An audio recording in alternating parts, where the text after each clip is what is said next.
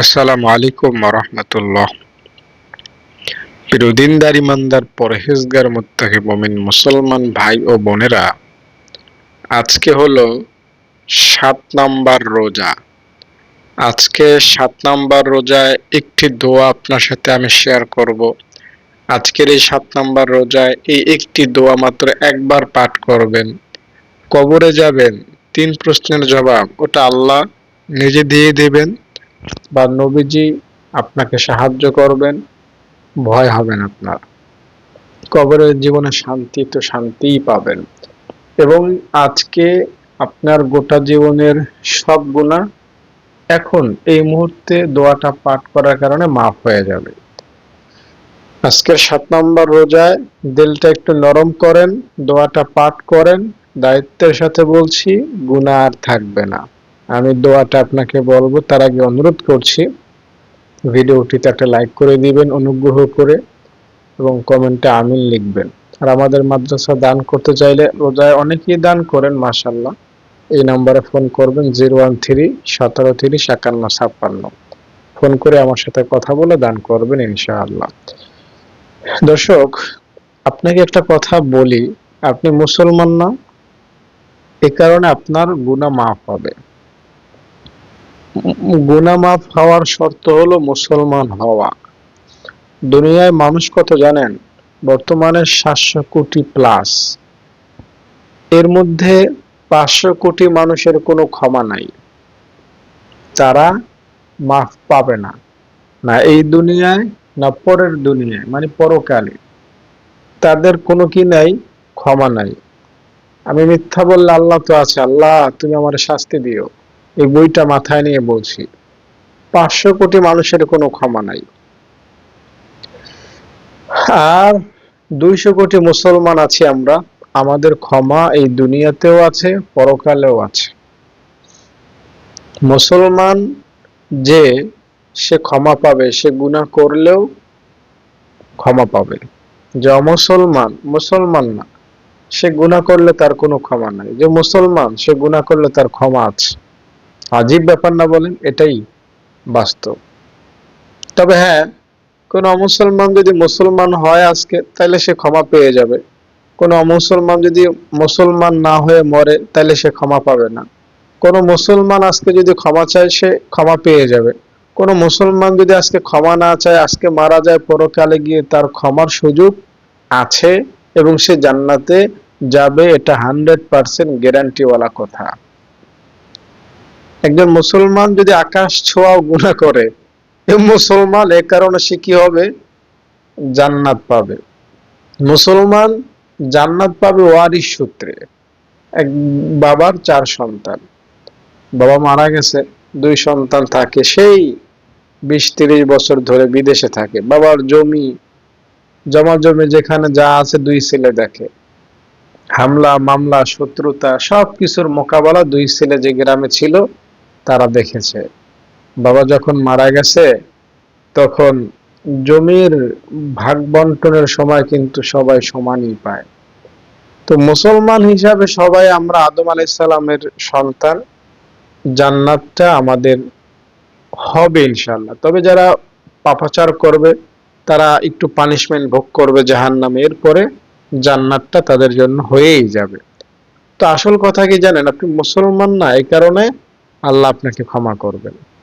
একটা কথা আমার দিলে গিয়ে লেগেছিল, একজন নব মুসলিমের কথা। আপনারা আমার কথাগুলো লাইক করলে আমার আরো কথা শুনতে, আরো ভালো ভালো কথা জানতে আগ্রহ হয়, এবং সেগুলো আপনাদেরকে শেয়ার করতে আমার মনে চায়, তাই একটা লাইক করে দেন। তো একজন নব মুসলিমের একটা কথা আমার দিলে লেগেছে, আমার মনে হয় মরণ পর্যন্ত আমার কথাটা মনে থাকবে। কি তিনি বলছিলেন? যে আসলে ইসলাম ধর্মটাই হলো গুনাহগারদের জন্য।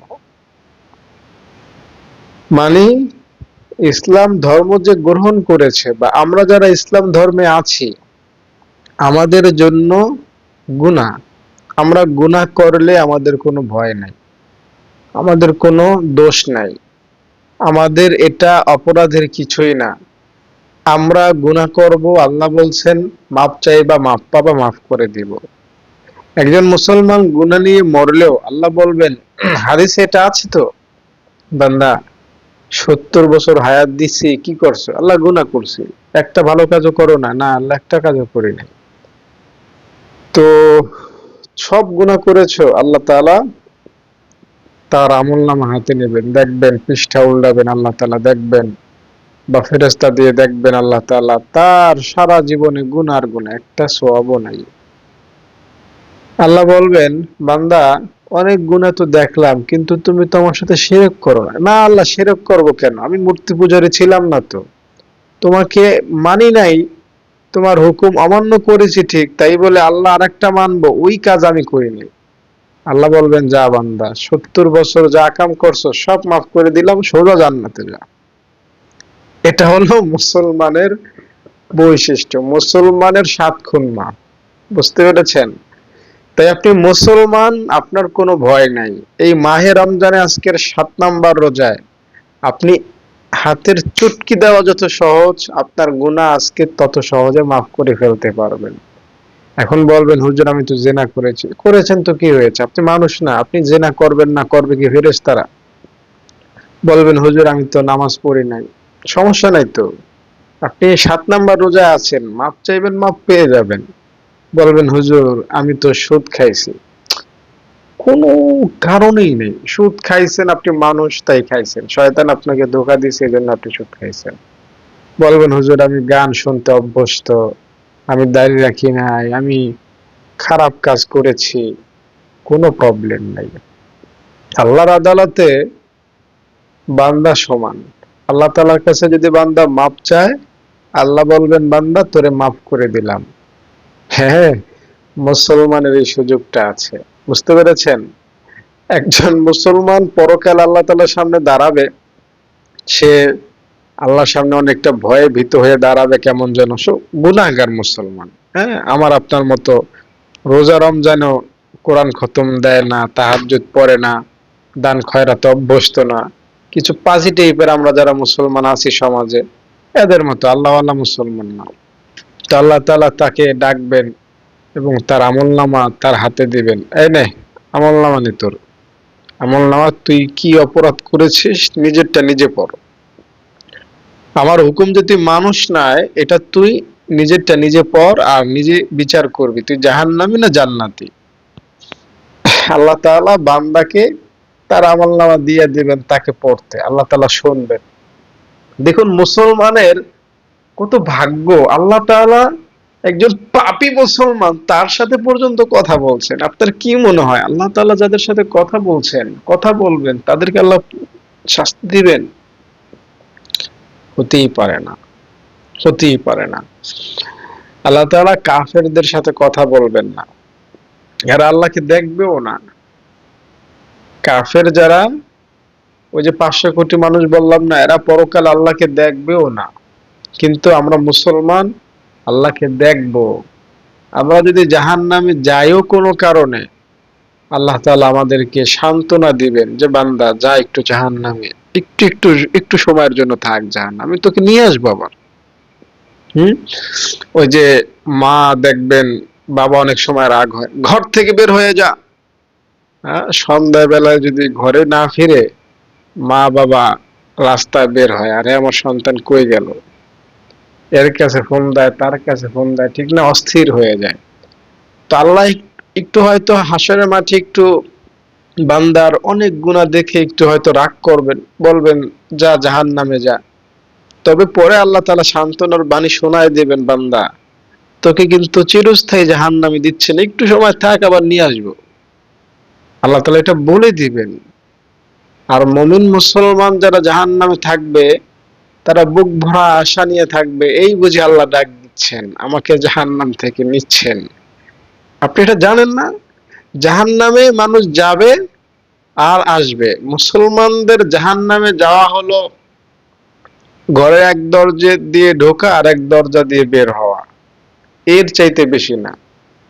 বুঝতে পেরেছেন? আপনি কাফেরদের তুলনায় এর চাইতেও কম সময় মুসলমান জাহান্নামে থাকবে। তাই আল্লাহ বলবেন, বান্দা জাহান্নামে যা, একটু অনেক গুনাহ করেছিস, একটু নিয়ম অনুযায়ী জাহান্নামে যা, আমি তোকে নিয়ে আসতেছি। যা নিয়ে আসতেছি, যাইবে হয়তো জাহান্নামের শাস্তি পাওয়ার আগেই, জাহান্নামের দরজায় ঢুকবে, জাহান্নামের শাস্তি পাওয়ার আগেই হয়তো আল্লাহ তাকে নিয়ে আসবে, আয় বান্দা আর পড়া লাগবে না, আয় আয় আয়। বুঝতে পেরেছেন? এই হলো মুসলমানের দশা, মুসলমানের ফজিলত। আপনি মুসলমান, আপনি কত সৌভাগ্যবান আপনি। আল্লাহু আকবার, এইটার যে দাম। তো এক মুসলমানের সাথে আল্লাহ কথা বলতেছেন, তার কিন্তু কি নাই, কোনো সওয়াব বলতে কিছু নাই, শুধু গুনাহ। তা আল্লাহ বলবেন, বান্দা যত গুনাহ করেছো একটা একটা পড়ো, আমি শুনি তুমি কি কি গুনাহ করেছো। আল্লাহ তাআলা শুনতেছেন। দেখেন আল্লাহ তাআলা বান্দার সাথে, মুসলমানদের সাথে কত মহব্বত। বান্দা পড়, তুই আমার হুকুম কোনটা কোনটা মানুষ না, একটা একটা পড়, আমি শুনি। তো বান্দার হায়াত ধরেন 50 বছরের, সে প্রতিদিন কি কি গুনাহ করেছে আল্লাহ তাআলা সময় নিয়ে তার বান্দা থেকে শুনবেন। আল্লাহ তাআলা ধৈর্য হারা হবেন না। বান্দা শনিবার কি গুনাহ করেছে, রবিবার কি গুনাহ করেছে, 2024 সালে কোন গুনাহ করেছে, 25 সালে কি গুনাহ করেছে, 26 সালে কি গুনাহ করেছে, একটা একটা গুনাহ সে পড়বে। যখন আল্লাহ তাআলা তার পড়া শেষ হবে, সে বলবে আল্লাহ সব পড়েছি। তা আল্লাহ তাআলা বলবেন, বান্দা তোর সব গুনাহ আমি মাফ করে দিছি, যা পড়ছো সব মাফ করে দিছি। সুবহানাল্লাহ। এই হাদিসের আরেকটা পাঠ হলো কি জানেন? যখন আল্লাহ বলবেন যে আল্লাহ বলবেন বান্দা তোরে মাফ করে দিছি, তখন বান্দা বলবে আল্লাহ তুমি আমারে মাফ করার লাগেই আমাকে পড়াইছো, তাই এটা আগে বলবা না? তাইলে তো আমি আসল যে বড় বড় গুনাহ ওইগুলো তো পড়ি নাই, ওগুলো তো আমি রেখে গেছি।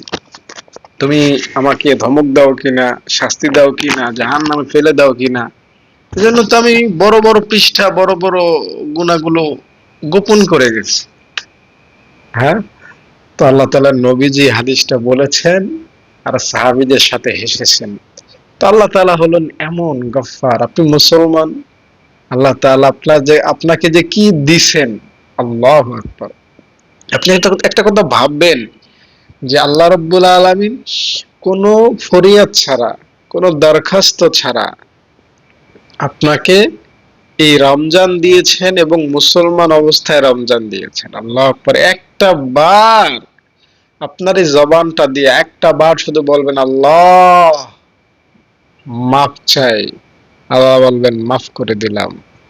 দর্শক, মাফ পাওয়াটা যে কত সহজ আমি আপনাকে বলবো আরো সহজ করে। আপনাদের কাছে অনুরোধ করছি, যারা লাইক করেন না এখন একটা লাইক করে দেন, দয়া করে মেহেরবানি করে একটা লাইক করে দেন। সবাই আমিন লেখেন কমেন্টে। আমি আপনাদেরকে একটা বিশেষ হাদিস শোনাই।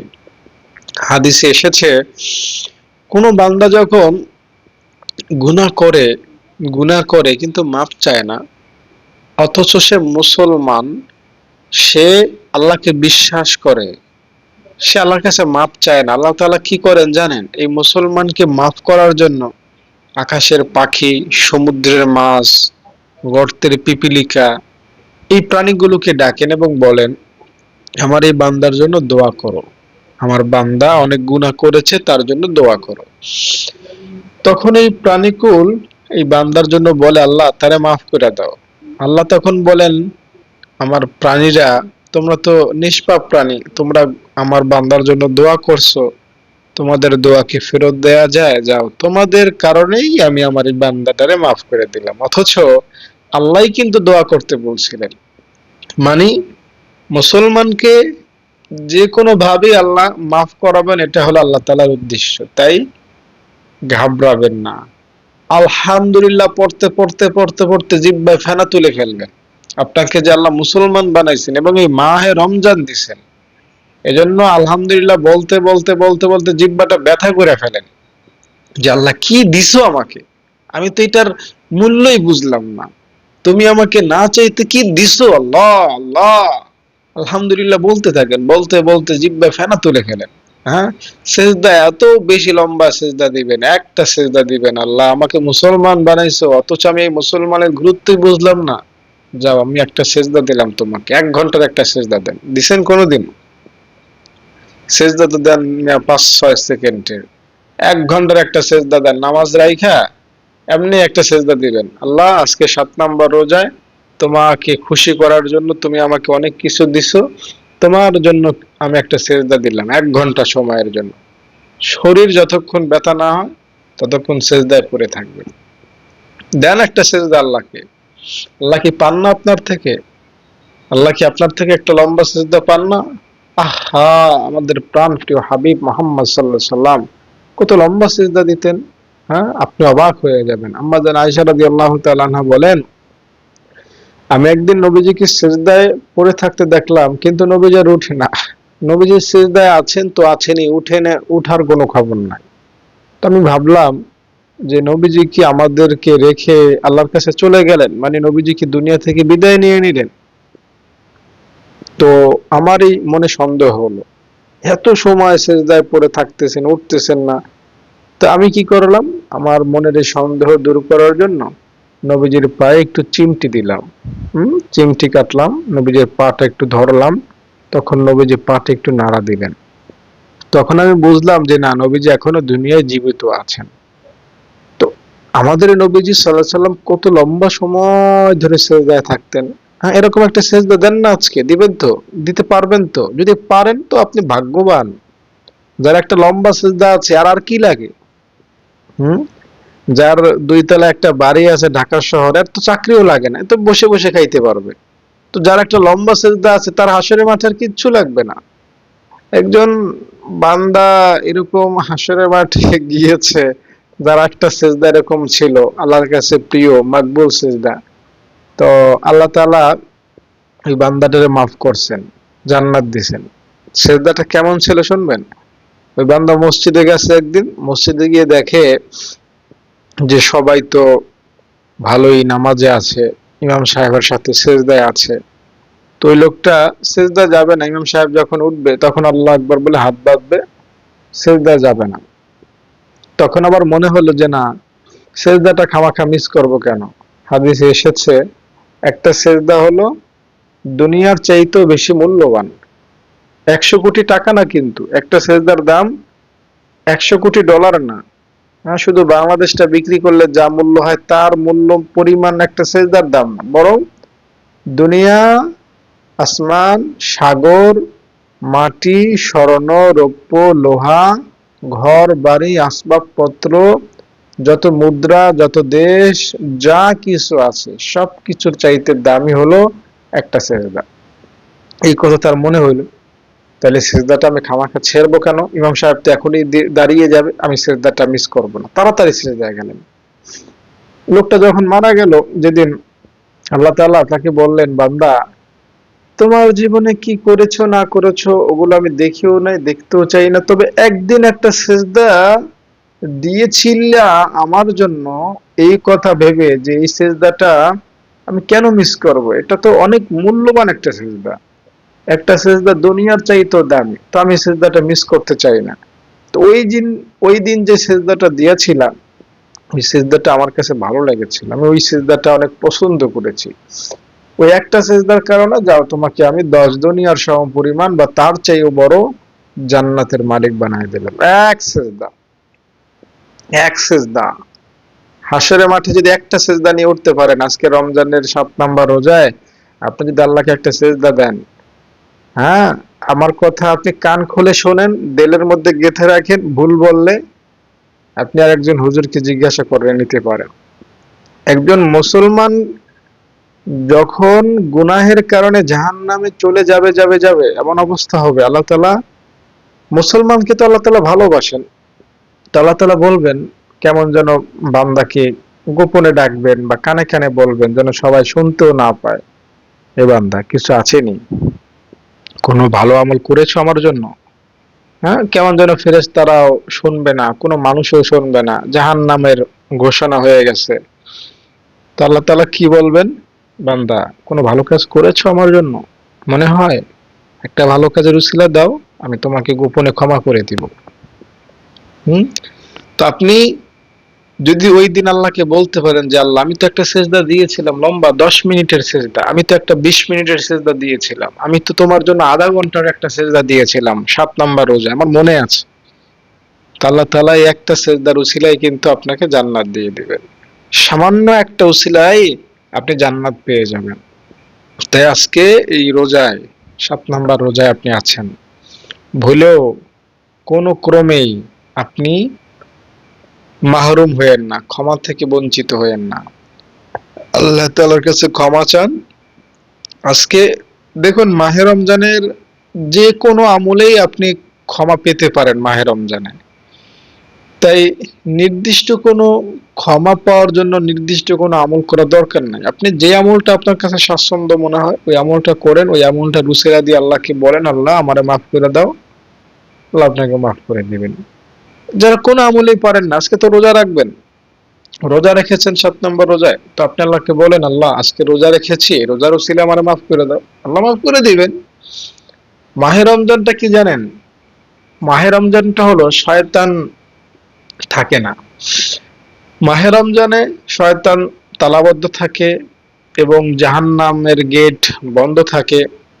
আপনি অবাক হবেন মাহে রমজান সম্পর্কে জানলে, এই রোজায় অবস্থায় আপনার জন্য আসমানের দরজা খুলে দেওয়া হয়, হ্যাঁ, আপনার জন্য জান্নাতের সব দরজাগুলো খুলে দেওয়া হয় এবং কবরের আযাব হটিয়ে দেওয়া হয়।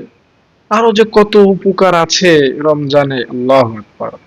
তাই খুব সহজেই আপনি ক্ষমা পেয়ে যেতে পারেন, তাই ভয় পায়েন না, ভয় অন্তরে জায়গা দিবেন না। আপনি মুসলমান, গুনাহ যা করছেন শয়তানের কারণে করছেন, শয়তান ধোঁকা দিছে, শয়তান ওয়াসওয়াসা দিছে, তাই গুনাহ করছেন, আর কইরেন না। এখন আল্লাহর কাছে মাপ চান, আল্লাহ আপনাকে মাফ করে দিবেন। শয়তান আপনাকে অনেক হারাইছে, এবার শয়তানকে হারান, এখন তো আর শয়তান নাই। আপনি আল্লাহকে দেখান যে আল্লাহ 11 মাস তো শয়তান ছিল তাই গুনাহ করেছি, এখন তো আর শয়তান নাই, আমি গুনাহ করব না। একটা মাস যদি এমন ভাবে কাটাইতে পারেন, তো 11 মাস যা ফাইজলামি করবেন অটোমেটিক মাফ হয়ে যাবে।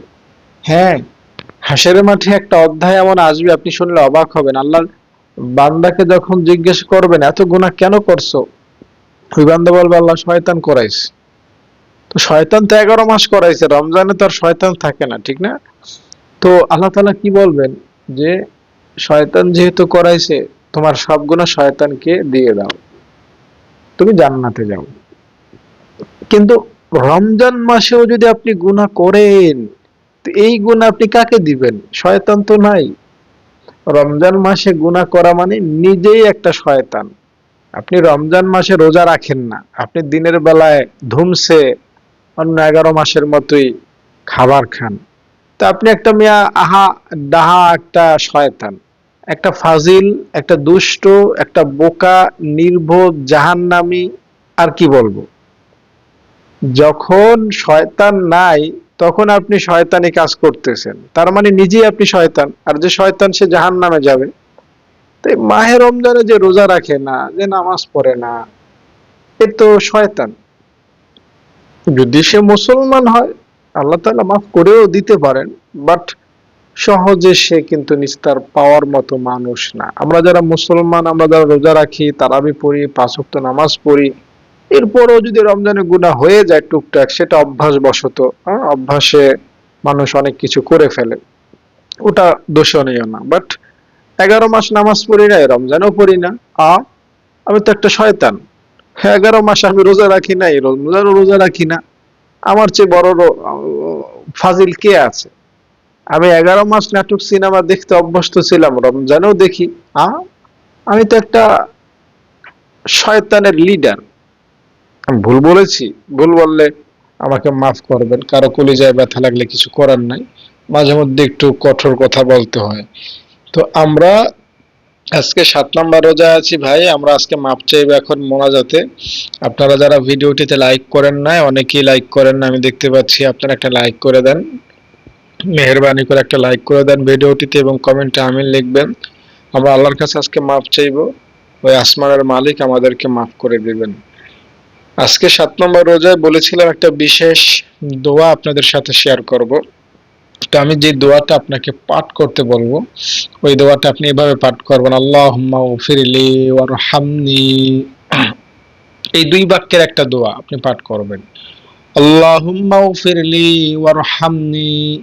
এই দোয়াটা আপনি আজকে 7 নাম্বার রোজায় পাঠ করবেন, 8, 9, 10, 11, 12, 13, 14, 15, 16, 17, 18, 19, 20, এই কয়েকদিন পাঠ করবেন বেশি বেশি। কারণ এই দোয়াটার মধ্যে কি আছে জানেন? আল্লাহ তুমি আমারে মাফ করো এবং তুমি আমারে রহম করো। রহমতের তো আজকে সপ্তম দিন, আরো 3 দিন বাকি, 2 দিন বাকি আছে। আর মাগফিরাতের 10 দিন হলো, 11 থেকে 20। তো এই দোয়াটার মধ্যে যেহেতু বলা আছে আল্লাহ তুমি আমারে মাফ করো, তো এই মাগফিরাতের দশকেও এই দোয়াটা আপনি পাঠ করবেন। তাই 7 থেকে 20, এই 13 দিন এই দোয়াটা একবার হলেও পাঠ করবেন।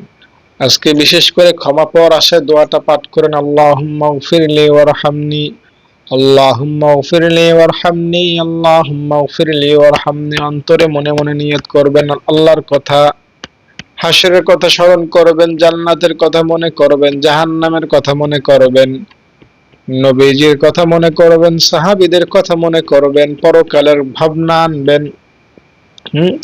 নিজের দাদা, নিজের দাদি, নিজের নানা, নিজের নানি, নিজের পূর্বপুরুষ যাদেরকে চোখে দেখেছেন কিন্তু এখন তারা দুনিয়ায় নাই, তাদের কথা মনে করবেন। হায়, আমাকেও তো তাদের মতো চইলা যাইতে হবে। কেন কেন আমি গুনাহ করছি? কেন আমি এত টাকা পয়সা হারাম ভাবে কামাই করতেছি? আমার আজকে মরণ হলে সব রেখে আমাকে চলে যাইতে হবে, ঠিক না? তো এই কথা ভাববেন আর দোয়াটা পাঠ করবেন। দর্শক, যারা আমার সাথে যুক্ত ছিলেন সবার জন্য আমি খাসভাবে দোয়া করবো। এখন বিশেষ করে যারা লাইক করেছেন তাদের জন্য তো বটেই, তাই এখনো যারা লাইক করেন না একটা লাইক করে দেন। আপনারা লাইক করলেও আপনাদের জন্য দোয়া করব, না করলেও দোয়া করব, বাট লাইক করলে আমার একটু ভালো লাগে। হ্যাঁ, যারা লাইক করেন না তাদের জন্য দোয়া করব। আল্লাহুম্মা আমিন। ربنا ظلمنا أنفسنا وإن لم تغفر لنا وترحمنا لنكونن من الخاسرين। রব্বুল আলামিন, তাকায়া দেখো এই ভিডিওতে কতগুলো মানুষ যুক্ত হয়েছেন ক্ষমা পাওয়ার আশায়, নাজাত পাওয়ার আশায়, আল্লাহ কবরে শান্তি পাওয়ার আশায়, আয় আল্লাহ কবরের 3 প্রশ্নের জবাব সঠিকভাবে দেওয়ার আশায়, আয় রব্বুল আলামিন যে সকল বান্দা বান্দি এই ভিডিওতে যুক্ত হয়েছেন রে মালিক, সবার গুনাহ তুমি মাফ করে দাও। আয় রব্বুল আলামিন, আমাদেরকে মরতে হবে, মরার আগে আমাদের গুনাহগুলো আমাদেরকে মাফ করে দাও। আল্লাহ, জীবনে যত গুনাহ করেছি আল্লাহ, শুনেছি আল্লাহওয়ালা যারা হয়েছেন তাদের গুনাহ তুমি তাদেরকে নেক হিসাবে দিয়ে দিছো। আল্লাহ, আমাদেরকেও আমাদের গুনাহগুলো নেক বানাইয়া আমাদের আমলনামায় ঢুকাইয়া দাও। আল্লাহ, আজকে 7 নাম্বার রোজাও চলে যাবে, 8 নাম্বার রোজাও চলে যাবে, এভাবে 29টা 30টা রোজা আমাদের থেকে চলে যাবে, কিন্তু না জানি কার কপাল পোড়া গুনাহ মাফ হবে না। আল্লাহ, এই কপাল পোড়ার দলে আমাদেরকে রাইখো না। ও মালিক, যারা এই ভিডিওতে আছে তাদের গুনাহগুলো এখনই মাফ করে দাও। আল্লাহ, যে সকল ভাই বোন আমার এই ভিডিওটিতে লাইক করলো তাদের মনের আশা পূরণ করে দাও। আল্লাহ, যারা আমাদের মাদ্রাসায় দান করেছেন তাদের দানের খবর নবীজি সাল্লাল্লাহু আলাইহি ওয়াসাল্লামের কাছে পৌঁছায়া দাও। আল্লাহ, যারা দান করবেন মনে মনে নিয়ত করেছেন তাদেরকে দেয়ার সুযোগ করে দাও। আমিন আমিন বিরহমাতিকা ইয়া আরহামার রাহিমিন। সম্মানিত দর্শক, আল্লাহুম্মা আরহামনি, আল্লাহুম্মা গফিরলি ওয়ারহামনি, এই দোয়াটা বেশি বেশি পাঠ করবেন। গুনাহ মাফ হয়ে যাবে, আল্লাহ তাআলার রহম আসবে। আর গুনাহ যার নাই, যার উপর আল্লাহ তাআলার রহম আসছে, রহমত আছে, সে কবরে যখন যাবে সে কবরের 3 প্রশ্নের জবাব নিজে নিজেই দিতে পারবে, কারণ তার গুনাহ নাই, উপরন্তু তার উপর রহমত আছে। আর কোনো কারণবশত যেহেতু কবরে একা একা থাকতে হবে, সেটা ভয়ের একটা জায়গা, তাই কোনো ভয় লাগলে ইনশাআল্লাহ আল্লাহ তাআলা তো আছেন, নবীজি সাল্লাল্লাহু আলাইহি সাল্লাম আছেন, আল্লাহ আমাদেরকে সাহায্য করবেন অথবা নবীজি সাল্লাল্লাহু আলাইহি সাল্লাম আমাদেরকে সাহায্য করবেন ইনশাআল্লাহ। কোনো ভয়ের কারণ নাই, ইনশাআল্লাহ ইনশাআল্লাহ। তাই কোনো ভয় পায়েন না, হতাশ হয়েন না। মাহে রমজানে যারা জীবিত আছেন জীবনে অনেক গুনাহ হয়তো করেছেন, কোনো ভয় নাই। মানে অন্তরে ভয়ের কোনো জায়গাই দিবেন না। আমি অনেক গুনাহ করেছি, আমার না জানি কি হয়, আমি আমি কি জাহান্নামে চলে যাব, আমার তো নিস্তার হবে না, আমি তো আল্লাহর সামনে আল্লাহ আমাকে মাফ করবেন না, এই সমস্ত ভাবনা, এই সমস্ত কল্পনা জল্পনা অন্তরে জায়গা দিবেন না। হ্যাঁ, আপনি সব সময় আল্লাহ তাআলার উপর ভরসা রাখবেন আর আল্লাহর কাছে মাফ চাইবেন। দিলটা আল্লাহ তাআলার প্রতি সবসময় খুশি খুশি রাখবেন। আল্লাহ, আমার অন্তরে তুমি আছো, পরকালের ভাবনা আছে, আমি যত গুনাহ করেছি মাফ করে দাও, আজকে 7 নম্বর রোজার উসিলায় তুমি আমার গুনাহগুলো ক্ষমা করে দাও। সব সময় মাফ চাইবেন, অন্তরে ভালো পজিটিভ ধারণা রাখবেন। হ্যাঁ, আপনি খারাপ ভাবনা ভাববেন না, আল্লাহ তাআলা সম্পর্কে ভালো ধারণা রাখবেন, তিনি আপনাকে ইনশাআল্লাহ মাফ করে দিবেন। তিনি যদি মাফ নাই করতেন তাহলে কিন্তু আপনাকে এই ধরনের ভিডিও দেখার সুযোগ দিতেন না, বাকি আপনাকে মুসলমানও বানাইতেন না। দুনিয়াতে অমুসলমানদের সংখ্যা অভাব নাই, অমুসলিম দেশেরও অভাব নাই। আপনাকে মুসলিম দেশে বানাইছেন, মুসলিম ঘরে পাঠাইছেন, মুসলমান বানাইছেন, আবার আমল করার জন্য এই জাতীয় ভিডিও, আমার ভিডিও দেখতেছেন মানে এই না যে আমি এই জন্য বলছি না, আপনি এই জাতীয় ভিডিও দেখতেছেন, কোন গুনাহ, কিভাবে গুনাহ মাফ হয়, কোন আমল করলে সওয়াব হয়, কিভাবে চললে আল্লাহ খুশি হন, এই কথাগুলো শুনতেছেন, তার মানে কি আপনি আল্লাহ তাআলার কাছে প্রিয়। হাদিসে এসেছে কি জানেন, যার আল্লাহ মঙ্গল চান তার আল্লাহ তাআলা ভালো কিছু শেখান, ভালো কিছু দেন। তো আপনি এই জাতীয় কথা শুনতেছেন, নাচ গান দেখতেছেন, এগুলো তো খারাপ। কেমনে নাচে, কেমনে গায়, কেমনে আহ দুনিয়ায় এটা সেটা করা যায়, এগুলো শিখতেছেন না। আপনি পরকাল নিয়ে ভাবনায় আছেন, পরকালের চিন্তায় আছেন, তার মানে আল্লাহ তাআলা আপনার ভালো চান। আর আল্লাহ তাআলা যার ভালো চান, শয়তান সারা জীবন চেষ্টা করেও তাকে ব্যর্থ বানাতে পারবে না, মানে জান্নাত থেকে বঞ্চিত করতে পারবে না। আপনার ঠিকানা ইনশাআল্লাহ জান্নাত, ইনশাআল্লাহ, যদি আল্লাহ চান। আল্লাহ চাইলে আমাদের সবাইকে জাহান্নামে পুরাইতে পারেন, আমাদের কারো কিচ্ছু করার নাই। হ্যাঁ, আল্লাহ চাইলে আমাদের সব মুসলমান ভাই বোনদেরকে জান্নাতে ঢুকাই দিতে পারে। কেউ আল্লাহ তাআলার সামনে উঠে কোনো প্রশ্ন করতে পারবে না যে সবাইকে জান্নাত দিলা কেন। আল্লাহ তাআলার সেই ক্ষমতা আছে। বাস্তব কথাই। ভাই বোন যারা কথাগুলো শুনলেন আমার, তাদের সবার কাছে অনুরোধ করছি, দাবি করছি, একটা লাইক করে দিবেন, দয়া করে মেহেরবানি করে লাইক না করে কেউ যাবেন না। আর কি করবেন, কমেন্টে আমিন লিখবেন, আর আমাদের মাদ্রাসায় দান করবেন, আমার সাথে যোগাযোগ করবেন 013-1730-5156 এই নাম্বারে। আল্লাহ তাআলা আপনাদেরকে এই নাম্বারে ফোন করে দেওয়ার সুযোগ করে দেন, আমিন।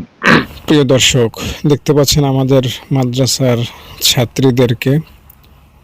আমি আমার ছাত্রীদের খুব যত্ন সহকারে কোরআন শিক্ষা দান করি, তাদের 3 বেলা খাবার আমি ব্যবস্থা করি, তাদের নিরাপত্তার ভার আমার উপর, তাদের দ্বীনি শিক্ষায় শিক্ষিত করার দায়িত্ব আল্লাহ আমার উপর দিয়েছেন।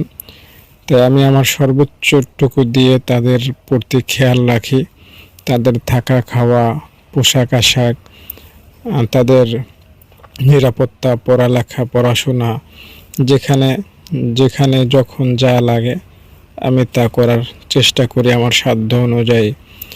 মাদ্রাসাটা একজন শিক্ষার্থী থেকে এখন বহু শিক্ষার্থীতে রূপান্তরিত হয়েছে। আপনারা যদি দান চলমান রাখেন, ইনশাআল্লাহ মাদ্রাসাটি আরও বড় হবে। আপনারা সদগায়ে জারিয়া হিসাবে আমাদের মাদ্রাসায় দান করবেন, অনুরোধ রইল।